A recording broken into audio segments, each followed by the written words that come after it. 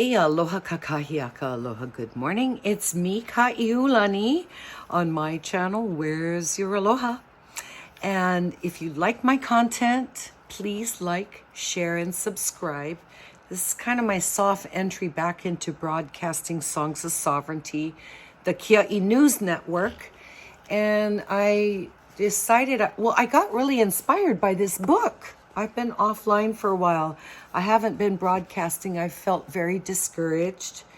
And I got this book, Our Rights to Self-Determination, a Hawaiian manifesto by Ann Kealakele. And if you haven't seen my other two videos that I've already done, please do go check it out on my channel, Where's Your Aloha? And please share the videos. This is important stuff. It's really good stuff, or I would not bust it out to you. I'd be outside playing in my garden. All right, in the first video, we went over self-determination, and I'm going to read it on every video because it's important stuff. And this is stuff, when you do broken record, it stays in there, right?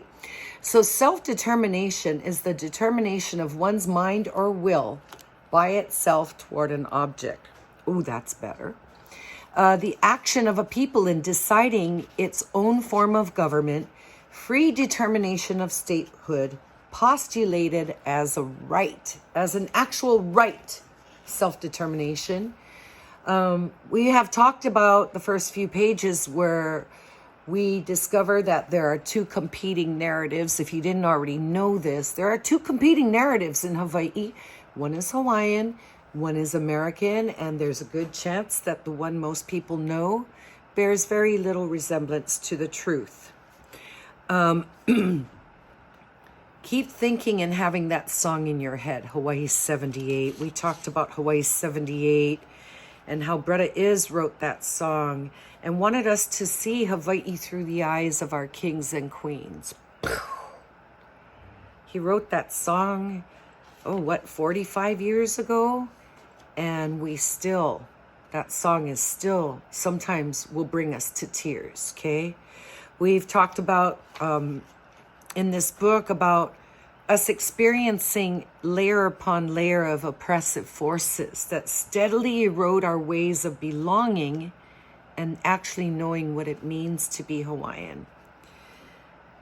Also discussed the irrefutable fact about our history is that the Hawaiian people never wanted to be American.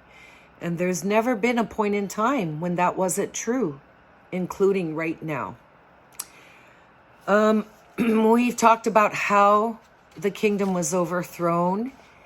And that's what I love about this book. It just, it moves forward. And it's just very factual. So I really highly recommend you get it. It's at kuleanaworks.com. And we're going to pick up on page 12, Ali'i, Hawaiian royalty. Liliuokalani came from a long line of Ali'i. So when she ascended the throne in 1891, after the death of her brother, King Kalakaua, she stepped into the kuleana responsibility she was born to. Kalakaua had been an innovative leader at a critical moment in history. He was the seventh king of Hawaii, ruling at a time when European and American colonial expansion was nearing the completion of a centuries-long race to claim ownership over every piece of the earth. The first monarch and head of state to circumnavigate the globe, Kalakaua's 9-month world tour took him to Egypt, parts of Asia, India, Europe, and the United States. When President Ulysses S. Grant held for the first ever White House state dinner, it was for King Kalakaua. Kalakaua was interested in foreign peoples, cultures, science, and technology, and attended the International Exhibition of Electricity in Paris, where New York Times co-founder George Jones introduced him to Thomas Edison. The two men became friends, and 5 years later, Princess Ka'iulani was flipping the switch at a power station that turned on the lights in Honolulu. Can you imagine that?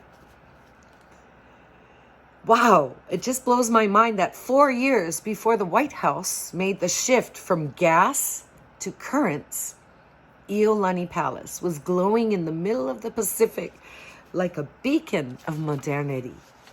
Yet, despite the allure of Western ways, Kalakaua was the first ali'i since Christianity took hold in Hawaii to revive the hula, an important part of traditional Hawaiian culture. He was like Kamehameha the Great in that both men were grounded in Hawaiian ways but keen to adapt Western technology for Hawaiian use. One was a warrior king, the other was worldly and intellectual.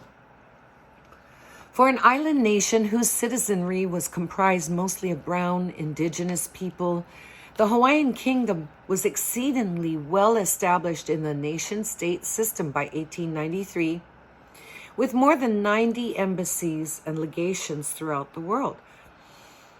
So Liliuokalani's response to the military incursion was understandable. Believing it to be a lapse of jurisdictional judgment on the part of the U.S. ambassador, she chose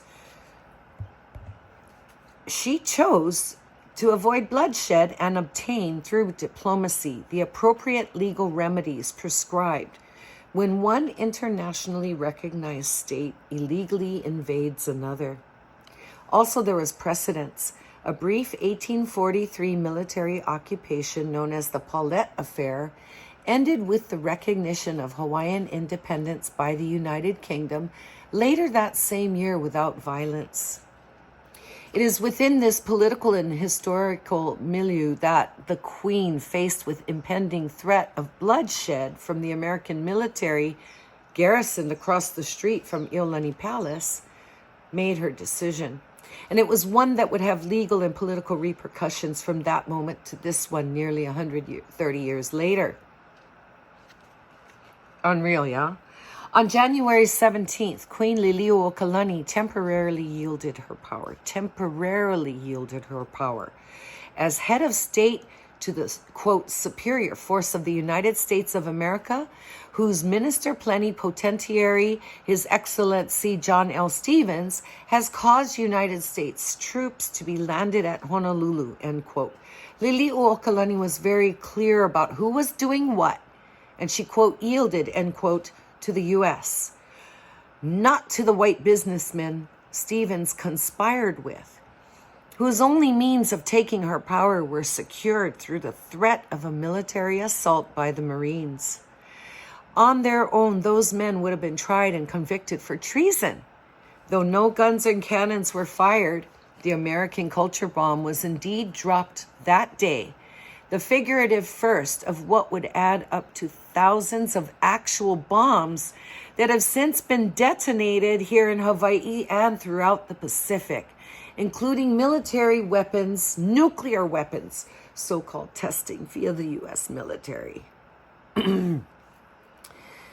With the Queen deposed, Stevens dipped his brush into the palette of white man lies and swept another ugly stroke across the canvas by recognizing his collaborators as the provisional government, led by foreign American and German businessmen and Hawaiian Kingdom citizens who were descendants of American missionaries.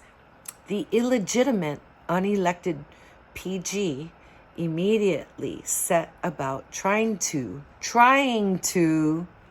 annex the Hawaiian Kingdom to the United States. Next up is a queen, her people, and white supremacy. That's for tomorrow. Go back and check it out. Lalo. Noho. Lalo.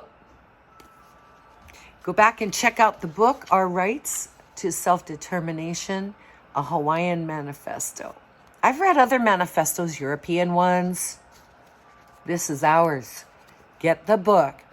And then if your kids go to immersion school, or if you're in academia, you guys need to get this book into the school systems, all the way from immersion schools, private schools, public schools, and the UH system. This ties it all together for us Kanaka.